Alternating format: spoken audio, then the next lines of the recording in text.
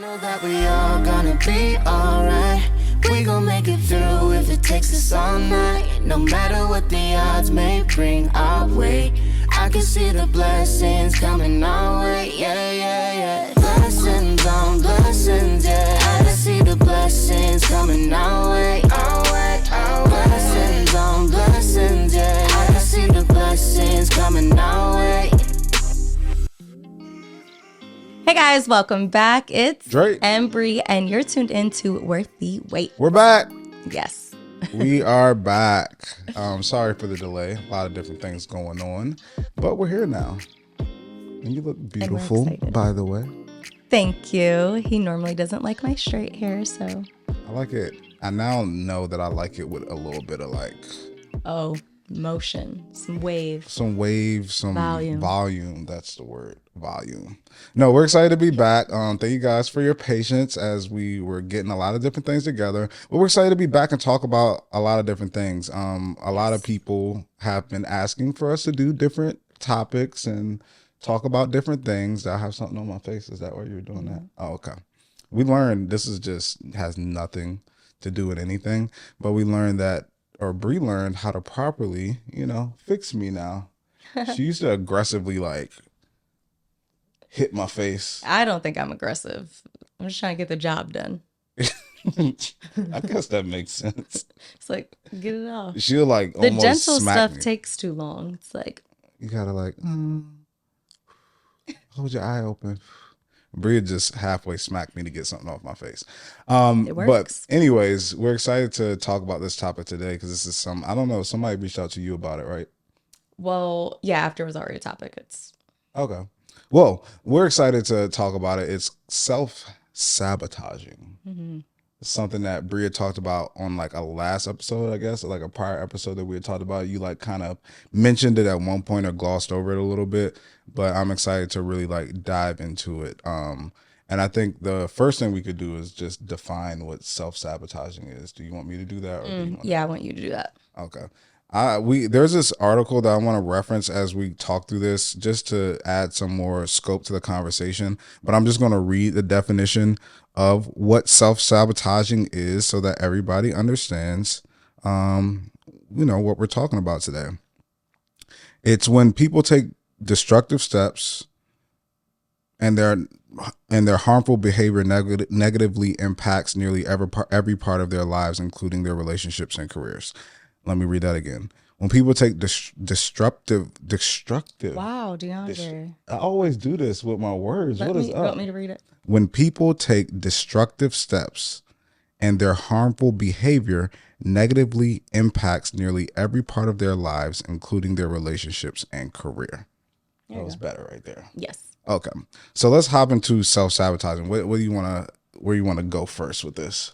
Well, the cool thing, or not cool thing, but I guess the interesting thing about self-sabotaging is that it can be done consciously and subconsciously. Mm-hmm. And I'm someone who struggles with it in both aspects. I think with relationship, it's more subconsciously, but with career, it's conscious. For you specifically. Yes, for me, I think it's important to know, if you suffer from this at all, and a lot of people probably look at it as something that's a medical thing, and it's not, it's just a behavior. And I think everyone has that at some point in their life. It's just about understanding if it's conscious, subconscious, and why it's happening. So for example, in relationships, the reason why I think it's subconscious is because I will have all of the best intentions in my relationship and am thinking I'm doing all of the right things. And then I realize after I did something without much thought or intentionality that was self-sabotaging. And then I have to really sit back and think why did I do that? And then that's how I'm oh, that's what that is. Yeah. But it takes me thinking about it. Whereas in my career, it's very conscious. I'm aware immediately when I'm doing it, or sometimes I do it on purpose. And that comes from also having my issues with perfectionism. I want everything to be perfect. And sometimes it's you know how it feels when you're an underdog and you win, it's Yeah. better for some reason. Like it's just, and it's something my whole life I've always struggled with is like, why do I like to wait till the last minute, or why do I like to create these unrealistic goals? And the reason why is because the adrenaline high is so much better when you've reached the goal, Goal. because it was something you shouldn't have been able to do. So if I Mm-hmm. can do it, but then imagine the opposite emotion if it doesn't happen, you know? So Yeah. then it's even worse, and it's like, oh, and you're so down on yourself. So I think it's important to understand, you know, do you have this? Is this something that you deal with? And I think another good example is in like fitness and wellness. I think a lot of people self-sabotage subconsciously and consciously. For example, when my alarm goes off and my phone is in the kitchen, I literally have to physically get up out of bed and go get my phone. And I have a whole conversation with myself. I'm already up. This is why I put my phone out here so that I can just go straight to the gym. But I will consciously think of reasons why I should get back in bed. So if Dre's still sleeping and I'm like, oh, it's 66 degrees in here, I'm so cold, and he looks so snuggly and warm, and it's easier for me to just get in bed and say, well, I'll go work out after. And it's not that I don't work out after, but the workout's not the same. The intentionality behind it is not the same. The plan that I had is not committed to. Yeah. So, and that's a way of, you know, some people, you set these goals and you have this moment with yourself to decide, do I commit, or do I come up with an excuse that makes me feel good for not committing? Mm-hmm. And a lot of people do the later. So I think that's important, is figuring out conscious, subconscious, and then how do we understand where that act is even coming from in the first place. Yeah, I think that's the biggest. You said two things that were interesting, and I think that are important for people to remember when it comes to self-sabotaging. Is number one, whenever there are like terms that are associated with doing something, whether that is like self-sabotaging or imposter syndrome, or these different like terms that people like coin to describe somebody's like personality traits or characteristics, is that a lot of times people think either I'm that or I'm not. To where it's like I've learned that we're all on the spectrum of that in some type of way. Like you said, like we all go through it to a certain extent. Some may be more severe or some may be more mild than others, but we all have go through like imposter syndrome. We all go through like self-sabotaging sometimes to a certain extent. And because you said a lot of times it is unconsciously, and it's rooted in the things that we have went through in our past. I think for me, I think I do self-sabotage sometimes, but I think it's more on the like work side versus like more of a relationship side. And one of the things when it comes to self-sabotaging is procrastination. That's one way to really self-sabotage in whatever you're doing, whether in a relationship or whether in work. And you know, I can procrastinate when it comes to things. I mean, we both do to a certain extent, but you know, I can often put things off as well that I probably should be doing. And I think it is, when I dig deeper into it, because one of the reasons for self-sabotaging is like a self-esteem thing, and even like an insecurity thing to a certain extent. And I think for so long in my like work, I wasn't confident in how good I was really at what I do. You remember so many times I'll be like, what do you think about this? Like, what, like, can you look at it? Like, And I'm how like, do you it's feel? amazing. Like, What are like, you it's great. seeing? And I'm just like, no, it's not. It's not good enough. It's not good enough. And then almost being shocked when I got certain opportunities and Yeah. things like that, when those would happen. And I realized that, man, I wasn't as confident as I thought I was in this thing that I'm doing kind of every day. So in that moment, you do kind of, if you have a fear or not as confident in yourself, sometimes you can have a fear of like taking on new and bigger opportunities because you're not sure, am I good enough to do this again? Or am I good enough to take on this new challenge, which is new responsibilities? So you may procrastinate on something or turn in something late so the client doesn't hire you again. Or, there's different things that you could possibly do that aren't always conscious, but if you look back and study what self-sabotaging is, then you understand like maybe in certain moments I was kind of self-sabotaging because I wasn't confident or I didn't really want that opportunity, or sabotaging it made it easier for me to make a decision because I didn't have to necessarily blame myself for not having the opportunity or getting the opportunity, I can just blame the situation. And then, like you said, coming up with excuses why it's late. Like, oh, I was sick. Oh, my stomach hurt. Or, oh, this happened or that happened or Yeah. that happened. And you're just coming up with excuses for why you can't do the thing that you know you're supposed to be doing. Well, I like that you talked about it from like a career standpoint, because I think when it comes, especially women, I think can relate to, if not one, multiples of these. I think there's four main reasons why people self-sabotage. The first is the too good to be true type of scenario. Like everything's going great. The guy is treating you well. Like there's not issues. You're not feeling these things that you felt in your past. And so you're kind of like, what's the deal? And it's this act of like, I'm gonna make this show me the true colors of what really is going on, because it just can't be this good.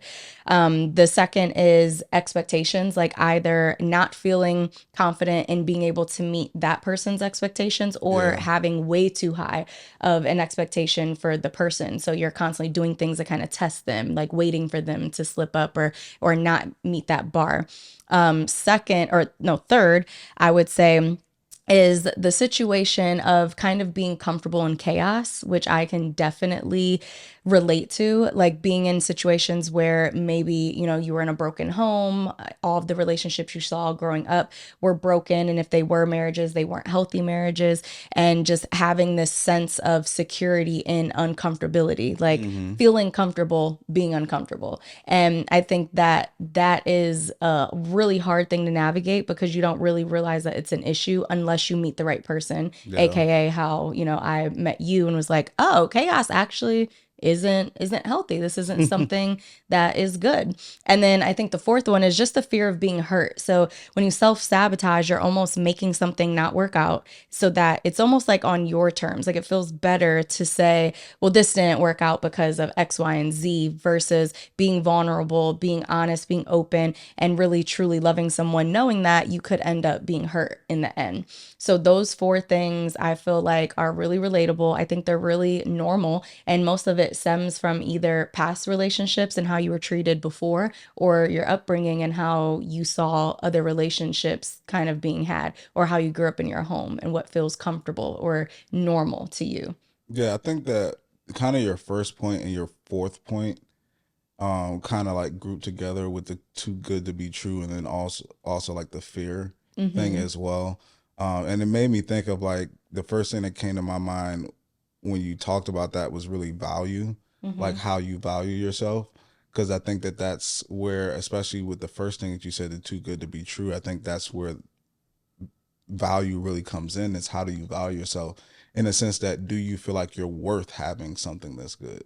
And I feel like that's a whole self-esteem issue. yeah, that's like a whole thing that will lead to you self-sabotaging something, because it seems too good to be true, right? And then it is really good, but you don't know if you're worth that, like, or if you're worth being able to have that. And I know that's something you could talk about that a little bit more.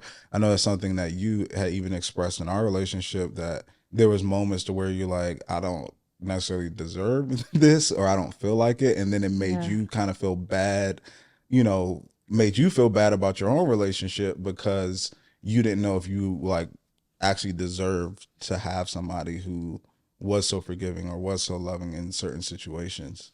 Well, what I think worked for me is the fact that I took my singleness so seriously, and I was preparing myself to be in a relationship. The thing that threw me off was that you came at a time that, like, I didn't meet the end mark. I didn't finish the race. I didn't get to the point where I thought I was ready. So it was hard for me to, feel like I was building this intentional relationship with God and trying to prepare myself to be loved by someone else. And you came in the midst of me still figuring it out. So then it's like, well, am I doing God a disservice by not continuing my singleness? But what I didn't realize is partnership, and I'm excited for that episode coming up next. Partnership is a way to continue to work on yourself. And I thought I had it all figured out. I had to have everything fixed, and like all my issues had to be squared away.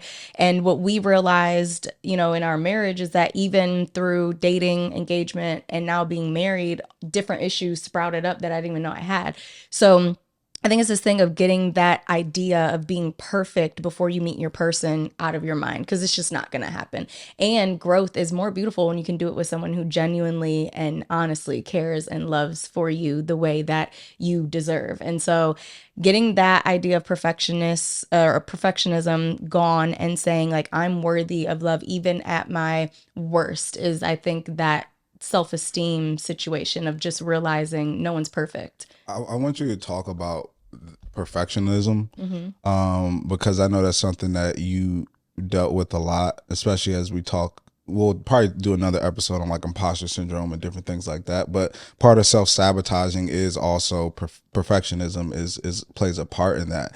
And I have noticed that a lot of times perfectionism can be almost like paralyzing, to where Mm-hmm. you don't necessarily move forward and you're stuck in one place because you're like focusing, hyper focused on trying to be perfect in this one thing. And it almost can become an excuse why you don't move forward with something or why you don't progress with something. So I just want you to talk about a little bit more, because I know there's people out there who are probably dealing with this same thing of perfectionism, like how you dealt with that and overcame it, or even where you feel like it came from for you to like, have From that a career mindset or a from a relationship? relationship standpoint and or career. Well, one thing in relationship, this is something that Dre and I discovered once we were married.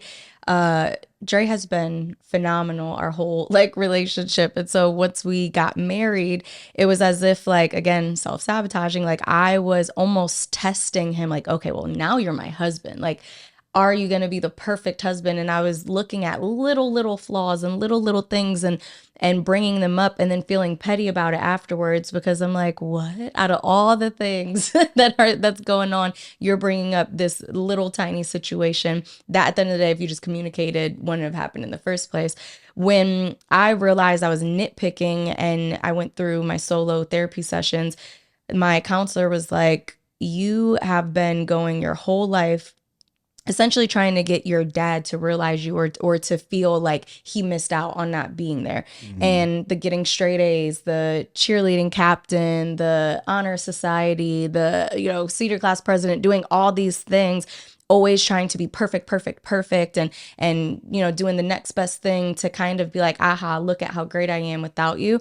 I didn't realize that could affect a marriage down the line. Like, so I was so confused at first, like, how does this correlate? But then it all makes sense. If you've gone your whole childhood and teenage years and even, younger 20s, kind of doing things in a sense to feel worthy of, and also kind of like, aha, like look at me, like look at Mm-hmm. what you missed out on.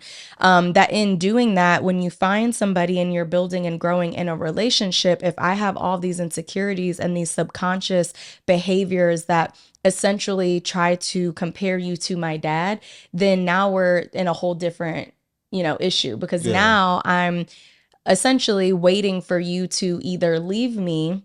And so I'm trying to like do these things to kind of like test that, and making sure like, are you gonna leave if I say this? You're gonna leave if I do that. But also the act of like, well, you should be just as perfect, and looking at things that aren't realistic. I mean, even to the sense of like most women that I know, their husbands don't do the dishes. Like, it's like, that's one of the things where it's like the woman does dishes, the man takes out the garbage, and Dre does both. And it's stuff like that where like we do so much 50-50, and I'll turn something as small as like if the dishes weren't done or I did the dishes too many times than you, now I'm nitpicking and not understanding what I'm actually mad at. And what I'm actually mad at is that I can't find anything wrong with you, and or that you're not doing anything wrong to me. So kind of this idea of like the fact that my dad is the exact opposite of my husband, in my mind or in my brain, it's a switch that was supposed to naturally happen that didn't, and I had to figure out why. So the whole perfectionist thing I find is a lot more difficult in a relationship where your person is genuinely doing all the right things. I think it's easy to nitpick someone who just isn't doing the right things. And I think it's important to make sure that you're with the right person and not always thinking, oh, well, I'm just self-sabotaging. Sometimes you're just listening to your brain, your inner voice, or, the thing that is making you consciously aware that this person isn't doing the right things. And I think it's good to know which is which. But when it comes to perfectionism in a career, it can get really bad, especially with social media and seeing what everyone else is doing. And this idea of not putting something out until it's perfect was the first hurdle that I had to jump over.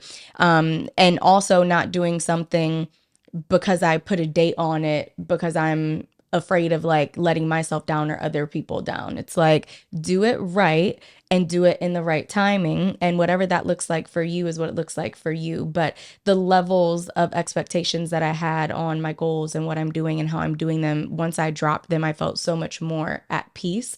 But then also goes back to the relationship is like, I'm not perfect. You're not perfect. So if something small happens that didn't make me feel the best, have a conversation and understand that you're with someone who's going to listen to you and, fix that thing or do it differently next time instead of jumping the gun and hoping that that thing that you say to them makes them run off, So it sounds like kind of the way that you behave to your person or to other people is almost a reflection of your own insecurities Yeah. that you're, excuse me, that you're going through or that you're dealing with. And you have to be really, you have to really self-evaluate a lot. And I know that you personally do a lot of work on yourself. And even if you do something, you're very quick to be like, I noticed that I did something that probably wasn't right.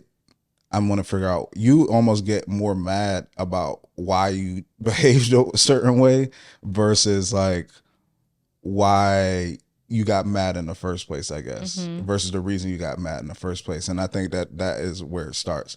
So let me ask you this. Another part of self-sabotaging, and you kind of covered it, is kind of like competing forces. So it's like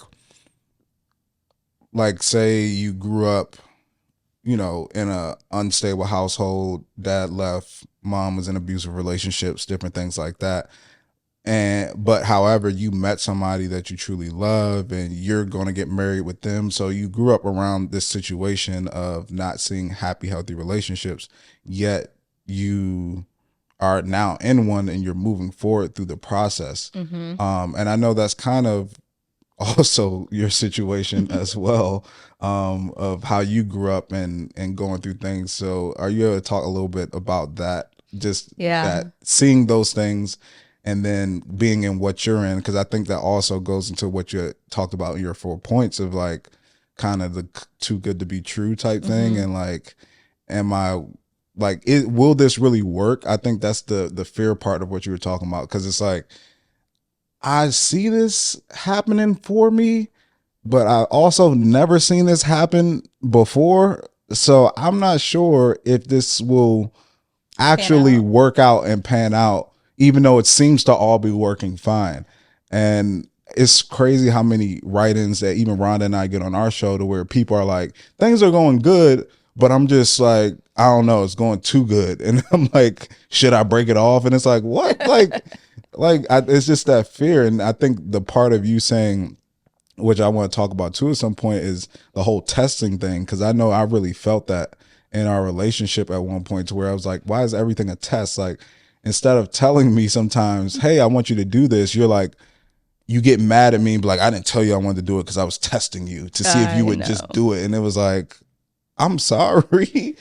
And again, I think those things were very subconscious. Like I didn't know that you I didn't was know at doing that moment that so you were doing something like that. What I would say for those of us who have grown up in spaces where we didn't see happy, healthy relationships, or maybe there was never a goal for you to get married because all the marriages you saw, weren't what it should have been. I think there is a sense of fun in like the challenge of proving something different, right? So if you know that all you've seen is X, Y, and Z, and then you get maybe a glimpse of something that is different and it's good and it's positive, it's almost exciting and inspiring to be like, well, if that one couple did it, why can't I be another couple? Or why can't I be that person that kind of breaks this barrier? And maybe it's just that my family and my friends that I have grew up around, they just weren't in environments that cultivated healthy relationships, but maybe it's about educating yourself. And if I don't get around people who have the things that look a little appealing or could give me a better future, then I'll just kind of be stagnant and maybe not have this hope of something more. And when I met you and met your mom and pop and your aunt and uncle, I'm like, okay, so there's people in the world who have healthy relationships. I just wasn't fortunate enough to have them in my home or in my immediate family to kind of go off of. And so the challenge of being like, maybe I can have that. Like maybe that is a reality was exciting for me. But then in the challenge, like once it's going and you're like, okay, like I don't understand what everyone is, talking about. Like this isn't hard in a sense of like, I never felt like I had to fight for you to be with me or want me or love me or any of those things. The hard part was understanding that a partnership is a compromise and that there's things that I would have to change, not to be better for you, but to be better for myself. And because I'm being better for myself, it therefore, benefits you. And I'm going to be better for you as well. But I had a lot of things, a lot of baggage and just like past traumas that like I wasn't done filtering through or understanding. And when I would talk to you about any of those things, you were never judgmental. And I mean, y'all, I have told Dre some crazy things. Like I have a whole past life. Like I feel like I've lived 2 lives. And I would tell him some stuff and kind of cringe like, oh my God, he's going to think so less of me now. And he would just be like, huh, interesting. And why do you think you did that? And, just like, it was just regular conversation. So I think when you're not used to something, there is an excitement of, can this be for me? But then when it gets too close and it's getting real, I think all of those doubts start to creep in. The same thing, like, let's say you start a business, but not a single successful entrepreneur personally. You just see them on TV and read about them in the papers. When you get to a certain point of your business where now it's time to take that leap and really go all in, you're going to get a little scared. You're going to be like, wait a minute, doubt's going to creep in. Fear is going to creep in. The insecurities are going to creep in. It's the same thing with the relationship. Once it comes time for that full commitment, and there's 3 levels of commitment. There's dating, then there's engagement, and then there's marriage. There's a lot of people who beat their fear all the way through dating and engagement. And then when marriage comes, they plummet because it's such a commitment that they just over self-sabotage or even feel like they can't do it personally. And maybe nothing wrong happened. They just no longer feel worthy of that type of relationship. So I think it's twofold. I think you have to figure out, the stuff that you were brought into, that you grew up in, is that what you want? And if it's not what you want, you have to learn about all of the other possibilities. And if that is through TV, through social media, through reading or whatever, like, you have to understand that there are better situations out there and then realize what you have to do to get there. Because one thing I learned in my singleness was if I'm not attracting the type of man that I want, how can I ever have the man that I want? Yeah. And the life I was living, the things I was doing, the way I was dressing, the places I was going, I was only going to get one type of man. Conducive to you. Yeah. A Dre wouldn't have looked at me like, yeah, that's a wife right there. It's like, yeah, that's something. She's having fun. She's cute, but that's about it. Like, you might take me home and try your way with me, but you're not marrying me.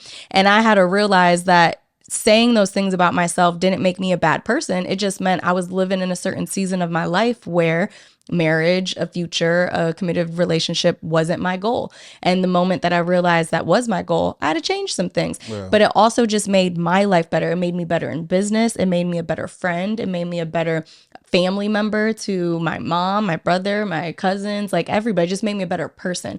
And when you become a better person, people will see that and they will feel that. And that's how you attract the right person, is by becoming the best version of yourself versus just living life how you want, hoping the right person will come and help change you, because it doesn't work like that. Yeah, I think women, it's funny as you said that. I want to say something else, but it's funny, women with a wife mentality or a wife posture, like you can kind of tell they move different, they talk different, they act different, the way that they are different. Like I can notice a difference between some of my friends are our friends who are like now wives, right? Or Mm-hmm. even knowing some of them before they were wives and knowing them now when are now wives, it's like the way that they behave, the way they move, the way they talk, the way it just everything is different. It's a certain posture, a certain way that you operate when you are, with that mindset. But I want to go back to one thing when it comes to self-sabotaging, and it's still kind of in the unconscious, because I think it's important to talk about both sides of the conscious and the unconscious. And for those even like myself who sometimes you may not feel like, oh, this doesn't apply to me, but I think, like I said, we're all on that spectrum. So I take it back to like my football days with some of my coaches. I remember high school, my coach Parrish, was like, it takes balls to be great, basically. Mm-hmm. First he said it takes balls to catch an interception, but then he said it takes balls to be great. And that always stuck with me, like even now. And that was in like high school. I was like 15. And it's like, it takes balls to be great. It takes balls to be great. And then you take that also when I got to college, a coach used to say, change is inevitable and uncomfortable. Mm-hmm. So we're always going to go through change in our lives, and it's always going to be inevitable and uncomfortable. And this all comes together for self-sabotaging, because anytime we are in a new space, it's uncomfortable, whether that's a great new space or not so great new space. And I think about this in our business, like even if you have a really successful business, Mm-hmm.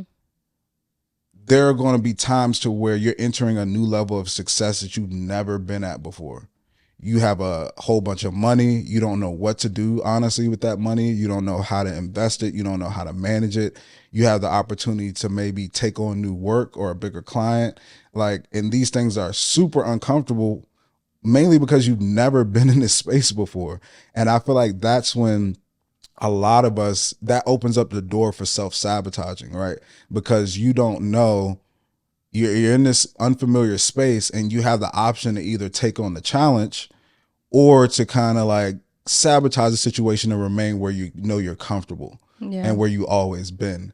And that's something that all resonated with me throughout our business and relationship, because even with you and I, like, you were my first real relationship that like spanned it over 6 months or a year or 2 years.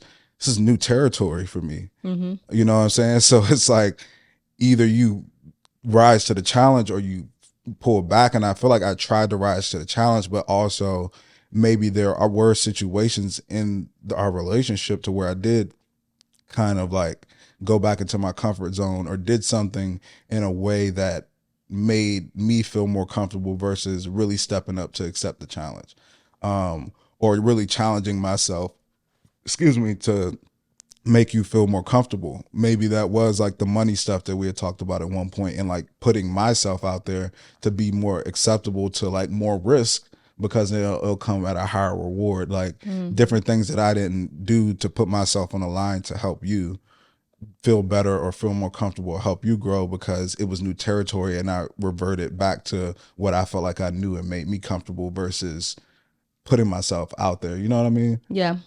You feel like that makes sense? Makes a lot of sense. Yeah, and I felt like I did that in business. That we all do that in business too. We sometimes are just fearful of that change and of that new space. So it's like I don't know what to do. Well, one thing I would say when it comes to fear is like the best way to get over fear is to just look at what's the worst case scenario. Like, what's the worst that can happen? And even how you mentioned, like, what if someone grew up in a space where all they saw was failed relationships or chaos or whatever, trying to have something better. It's like, well, what's the worst that can happen? What you see, like, you know what I mean? Like that's pretty much the worst. Like, Yeah. it doesn't work out. It's, there's drama, there's this, there's that. But what if it does work out? And same thing with money. It's like, if it doesn't work out, that money is gone. If it does, think about how much money we can make. It's like, is the risk worth the reward? And I think in relationships, a lot of people, if they truly ask themselves that question, it all depends on the person that they're with. Like, is the risk worth the reward? Is getting hurt worth loving this person? It depends on the person, I think, and I think a lot of times everyone looks at every relationship like it's going to be that relationship. And it's about knowing when it's not, and then like walking away instead of being in something and doing all these self-sabotaging acts and then wasting time and getting to the point where it doesn't work anyways, you know? So what's the worst that can happen? And if I would have let my fear of seeing what I saw growing up keep me from like showing you who I really was, you would have never fell in love with me. And I think a lot of women in dating in the early phases, they withhold so much information that really makes them who they are, and they put on this front in a sense of the conversation that they have, the things that they talk about, and they're nervous to talk about the things that aren't so pretty or the ugly parts of them. When in reality, if somebody loves you, they're going to love all of that and more, because it makes you who you are. And I think having character and going through tough things makes a woman look more attractive if you came on the other end of it still standing strong and proud and realizing the things that you didn't do right and being able to communicate that, because what it shows is that you're somebody I can do life with. You're not just a pretty face, you're not just this perfect person now and waiting for the other shoe to drop. It's like I came to the table being like, hi, here's everything, you know? So it's like you saw my potential because I showed you my worst and my current and where I want to go, versus only showing you the where I want to go, you know, and you not knowing that part of me. So I think if self-sabotaging is something that you listening and watching might feel that you struggle with, is to just remember that imperfection is totally fine. It's normal. We're humans. We're not supposed to be perfect.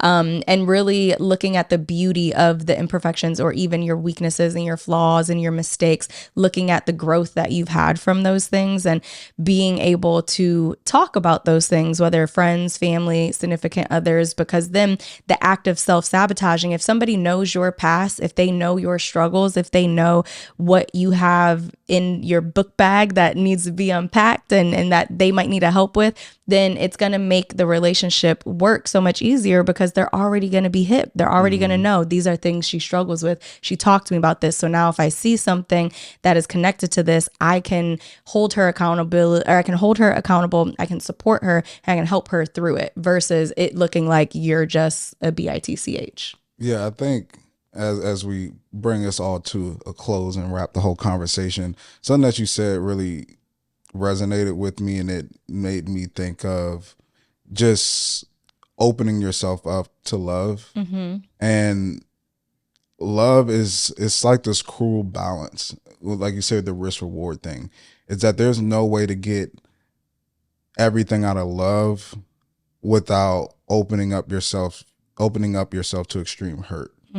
It's like they go hand in hand. It's like you can't try to shield yourself from extreme hurt, because then I don't think you'll really be able to open yourself up properly to love the person and to be loved by the person that you're with.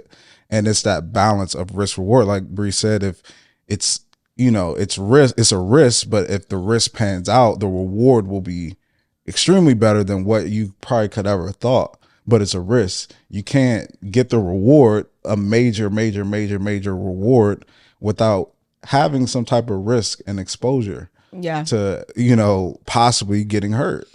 And I think that that's important for people to remember when it comes to the self-sabotaging thing, that a lot of times people do it to try to curve or kind of stop the blow or the impact of the risk, but still trying to kind of receive a reward at the end of it. But it's like those two things go hand in hand. And I think it's like with relationships and with businesses, right? Not every business succeeds. Not every relationship lasts. It's okay though. It's about going through those things, because the more that you do it, the easier it's going to be to get through the next one. And then understanding, like I always say, if it doesn't work out with this person, you're one person closer to your person. Same thing with the business. Like if, don't give up, just figure out like what needs to be tweaked, what needs to change. How can I educate myself? Same thing. So with both success in your career and success in dating, there's risk, there's reward, but there's no reward without a risk ever. So you just kind of got to do it, and I think some point I want to bring not like a doctor, maybe it's somebody who has a PhD, but I'm very interested in the responses people have to like traumatic things in their past, because like there's a story to where there were two sons, and the dad of the two sons was like an abusive alcoholic and things like that. and one of the sons ended up growing up to be an abusive alcoholic, and the other son ended up being the complete opposite. And then when they asked both of the sons, how did you end up the way you ended up, they said, being my father being who he was, how could I not be? And it's like interesting to see how some people can respond like and kind of like develop those same characteristics and traits of something that they've seen, to where certain other people, like, they do the complete opposite, seeing that, knowing that they didn't want it. But I wonder if it all just comes from like exposure to something, or like what is really behind that. Because I think even for you, although you didn't see all the most healthy relationships and things growing up, you always, I think, probably have been like a hopeless romantic to a certain extent, yes. and believed in love. You know what I mean? And I don't know if that came from movies Disney. watching as a kid. And that's crazy, because it's like, people think kids don't be watching stuff, or the things that they watch don't influence them. But I think knowing you, that you could really see something like a cartoon and really take that as like, this could be my reality someday. And I just wonder, like, you know, I used to watch shows like Martin and Fresh Prince and pretend that Martin and Will were my dad. And like, I would like imagine in my head, like, that's my dad. Like, it made me feel better going to school and going through my days, like having this imaginary dad. It was so, yeah, I mean, kids consume a lot, and our mind, I think, is kind of made up at a very early age. It's hard to, like how you said with this situation, two brothers, exact same situation, exact same parents. There is something naturally rooted in both of them. One that gave them the, I'm going to succeed and be different than this. And the other one being like, this is what I'm supposed to be, and just taking it for what it is. So it's that, again, like, are you going to challenge the situation? Or are you going to accept the situation? And I think that naturally as humans, we just have or don't have that instinct. And then you can be influenced, yes, but is it going to change how you decide to live and move and think and be? And I don't know that. So yeah, let's bring a doctor on here. Right. That'd be great. Somebody to really dive into this from a who does studies and stuff like that. That would be really cool. But no, I think this was a great conversation on self-sabotaging. I think we appreciate everybody for listening and tuning in, for suggesting like such a great topic that we both have experienced to a certain level. And, you know, we hope that this conversation really helped you guys out. And, you know, if you have anything to add, or to add some perspective, because that's the biggest thing that I explained to somebody with this network, with Relationship Restored. It's not necessarily about us being experts completely on something. It's just about us sharing our perspective and our experience, and hoping that you get something from that. But the more that people share their perspectives and their experiences, the more that it helps somebody gain clarity, or see things from different sides, or see things from a different coin, you know, side of the coin, or, you know, anything like that. So I say that to say, I just want people on the YouTube comments, whether it's on a post on the Instagram page, to just share your perspective. Give this person some insight, somebody who's dealing with this. Maybe you could add more to the conversation, piggybacking on what we said, or ask questions. Sometimes even questions add perspective, because somebody's like, I never even thought to ask that question, because that wasn't something that I thought about. So, and questions bring up new topics too. And it's super helpful when you guys tell us what you want us to talk about. Because we be over here like, so what haven't we talked about yet? What do the people want? So yes, definitely engage. Make sure you guys follow us at Relationship Restored, at It's Dre Smith, and at Brianna Ponte. Make sure you're subscribed. And if you are listening on the podcast, leave a review. Please, because we are going to start reading those out loud and kind of shouting you guys out for supporting. So thanks so much for tuning in. See you later.